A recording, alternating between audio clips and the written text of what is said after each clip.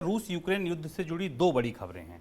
पहली, रूस पर प्रतिबंधों की नई लहर जापान से आई है और दूसरी, तेल पर निर्भरता खत्म करने के प्रस्ताव पर यूयू के सारे देश सहमत होते नहीं दिख रहे हैं। सर, पहले जापान से कौन से नए प्रतिबंध आए हैं उन पर बातचीत। कौन कौन से ऐसे प्रतिबंध हैं अब जो जापान ने लगाए हैं? कल अमेरिका ने लगाए थे, अब आज अगली लहर जापान से आती दिखी है। शुभम, यूरोपीय समुदाय से बाहर अब बाकी दुनिया के देश रूस पर नए प्रतिबंधों का नया दौर लेकर आए हैं।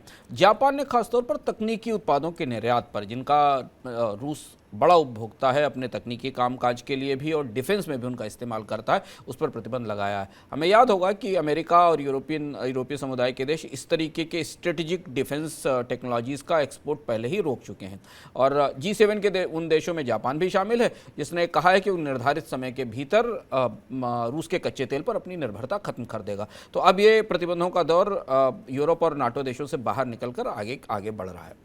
सर, अगली खबर ईयू से है। ईयू के कुछ देश ऐसे हैं जो तेल की निर्भरता खत्म करने के प्रस्ताव को पूरा सपोर्ट नहीं कर रहे हैं। कौन से देशों को दिक्कत आ रही है? हंगरी को लेकर काफ़ी दिक्कत है शुभम। हंगरी के जो प्राइम मिनिस्टर है विक्टर ओब्रान, जिन्हें माना जाता है कि परोक्ष रूप से वो रशियन प्रेसिडेंट व्लादिमीर पुतिन के पुराने साथी और सहयोगी माने जाते हैं।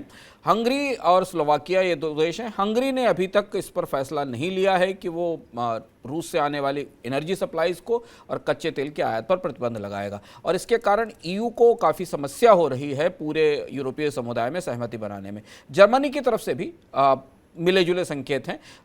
फ्रांस में नई सरकार आ गई है, मैक्रों दोबारा चुनकर आ गए हैं और जर्मनी और फ्रांस के बीच हाल में ही एक बैठक हुई है 24 घंटे पहले और उसके बाद उस बैठक के नतीजों पर लोगों की निगाहें होंगी कि उसके बाद यूरोपीय समुदाय रूस पर प्रतिबंधों का अगला चरण और खास तौर पर जिस पर सबकी निगाहें हैं कि तेल और गैस पर प्रतिबंध किस दिशा में जाएंगे, उस पर फैसला लेगा। लेकिन फिलहाल हंगरी एक कमजोर कड़ी है। हंगरी को समझाने की कोशिशें चल रही हैं और इसमें शायद यूरोपीय समुदाय हंगरी और स्लोवाकिया जैसी कुछ अर्थव्यवस्थाओं को थोड़ा समय ज़्यादा दे सकता है प्रतिबंधों को लागू करने के लिए, जब तक कि वो अपनी एनर्जी की, अपनी ऊर्जा की सप्लाईज का अरेंजमेंट कर लें।